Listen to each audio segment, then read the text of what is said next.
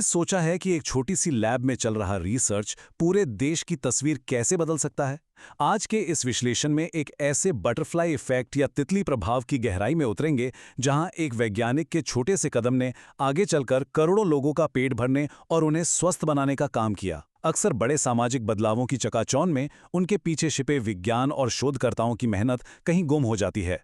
लेकिन आज की ये चर्चा पूरी तरह से इस बात पर है कि कैसे डेटा और शोध कागजों से निकलकर सीधे लोगों की जिंदगी में एक बहुत बड़ी क्रांति ला सकते हैं। तो चलिए बिना किसी देरी के इस दिलचस्प सफर की शुरुआत करते हैं। 500 सुनने में ये सिर्फ एक साधारण सा नंबर लग सकता है, लेकिन इस महाकाव्य जैसी कहानी की शुरुआत इसी अंक से होती है। हुआ यूं कि 500 से अधिक विभिन्न भारतीय खाद्य पदार्थों को चुना गया और उनके पोषण मूल्यों का बहुत ही बारीकी से वैज्ञानिक तरीके से विश्लेषण किया गया। किसी भी बड़े बदलाव की नींव कितने माइक्रो लेवल पर रखी जाती है, ये उसका एक बहुत ही शानदार उदाहरण है। रोजमर्रा के खाने की चीजों को एक एक करके जांचना, उनमें मौजूद तत्वों को मापना, ये कोई छोटा मोटा काम नहीं था। और सच कहें तो यहीं से उस विशाल बटरफ्लाई इफेक्ट की पहली लहर उठी थी। भाग 1। भारत के पोषण अनुसंधान के जनक कोलुथुर गोपालन। इस पूरी क्रांति के पीछे जो चेहरा था वो है कोलुथुर गोपालन जी का। 1918 में उनका जन्म हुआ और यहीं से भारत में पोषण अनुसंधान के एक नए युग की आधारशिला रखी गई।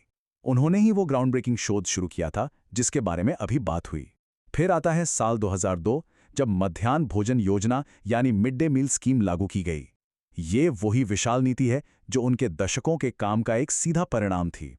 2019 में उनका निधन हुआ, लेकिन जरा सोचिए, एक इंसान का जीवन काल एक ऐसी नीति के निर्माण और सफलता का गवाह बना जिसका बीज उन्होंने खुद अपने हाथों से बोया था। अब सवाल उठता है कि उन 500 खाद्य पदार्थों के विश्लेषण का आखिर हुआ क्या? ये डेटा सिर्फ लैब में सजाने के लिए नहीं था। गोपालन जी ने इसका इस्तेमाल करके एक ऐसा डाइट प्लान सुझाया जो पूरी तरह से भारतीय संदर्भ के अनुकूल हो। पश्चिमी देशों के मॉडल का कोई कॉपी पेस्ट नहीं। ये पूरी तरह से भारत के लोगों, यहाँ की जलवायु और यहाँ के स्थानीय खाद्य पदार्थों की ताकत पर आधारित था। उस समय के हिसाब से ये सोचना ही बहुत क्रांतिकारी था कि हमारे अपने देश के साधारण से दिखने वाले खाने में ऐसा क्या है जो पूरी आबादी को एक स्वस्थ जीवन दे सकता है। भाग 2। आहार संबंधी कमियों का मानचित्रण। गोपालन जी यही नहीं रुके। उन्होंने भारतीय आबादी की पोषण स्थिति पर एक बहुत बड़े राष्ट्रव्यापी सर्वेक्षण का नेतृत्व किया।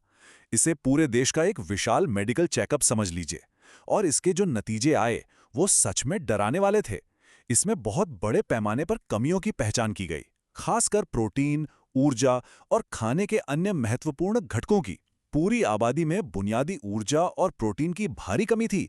ये कोई छोटी मोटी बात नहीं थी, बल्कि एक बहुत बड़े राष्ट्रीय संकट का अलार्म था। कुपोषण की जड़ें कितनी गहरी हैं, इस डेटा ने वो बिल्कुल साफ कर दिया था। अब यहाँ कहानी में एक बहुत ही दिलचस्प मोड़ आता है। पोषण की इन भारी कमियों का पता तो चल गया, लेकिन क्या ये डेटा हमेशा की तरह सरकारी फाइलों में धूल फांकता रहा? बिल्कुल नहीं। आखिर इस मूलभूत शोध ने सरकारी नीतियों को बदलने का इतना बड़ा काम कैसे किया?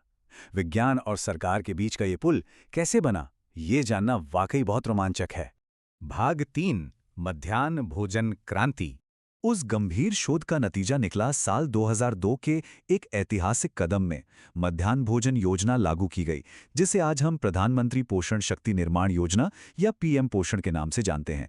इसका लक्ष्य भारत के सरकारी और सहायता प्राप्त स्कूलों में बच्चों को संतुलित आहार देना है। ध्यान देने वाली बात यह है कि यहाँ सिर्फ बच्चों का पेट भरने की बात नहीं हो रही है, फोकस संतुलित आहार पर है।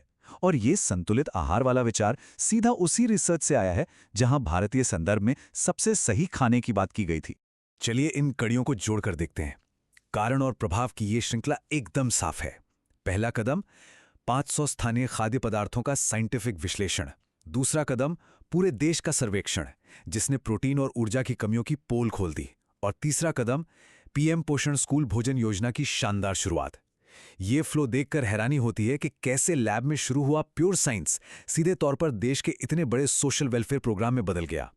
ये कोई रातों रात लिया गया राजनीतिक फैसला नहीं था, बल्कि ठोस वैज्ञानिक डेटा पर आधारित एक मास्टर स्ट्रोक था। भाग 4। एक स्थायी स्वास्थ्य विरासत। एक बार पहले की स्थिति की कल्पना कीजिए। पूरे देश में प्रोटीन और ऊर्जा की गंभीर कमी, कुपोषण का बोलबाला। सच में परिदृश्य काफी निराशाजनक था। और अब की स्थिति देखिए। स्कूलों में हर दिन संतुलित आहार बांटा जा रहा है, जिससे स्वास्थ्य और पोषण के स्तर में जमीन आसमान का फर्क आया है।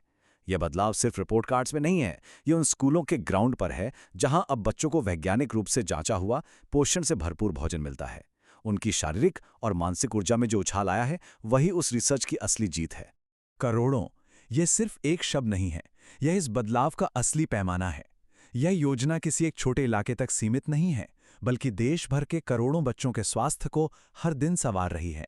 यह सोचना ही कितना अद्भुत है कि आज करोड़ों जिंदगियां बेहतर हो रही हैं सिर्फ इसलिए क्योंकि बरसों पहले एक वैज्ञानिक ने उन 500 खाद्य पदार्थों के पोषण को जांचने की ठानी थी। इतने विशाल पैमाने का अंदाजा लगाना भी कई बार मुश्किल लगता है, लेकिन शांत और व्यवस्थित शोध की असली ताकत यही होती है। इस पूरी चर्चा के अंत में एक बहुत ही गहरा सवाल जहन में आता है। हमारी आज की कितनी अन्य बड़ी सामाजिक सुरक्षा नीतियां ऐसे ही समर्पित वैज्ञानिकों के गुमनाम काम पर चुपचाप टिकी हुई हैं? कोलुथुर गोपालन जी की कहानी तो बस एक बेहतरीन उदाहरण है। ये सोचने पर मजबूर करती है कि हमारे आसपास ऐसी और कितनी विशाल सुविधाएं हैं जिनकी नींव में किसी वैज्ञानिक की सालों की खामोश मेहनत छिपी है।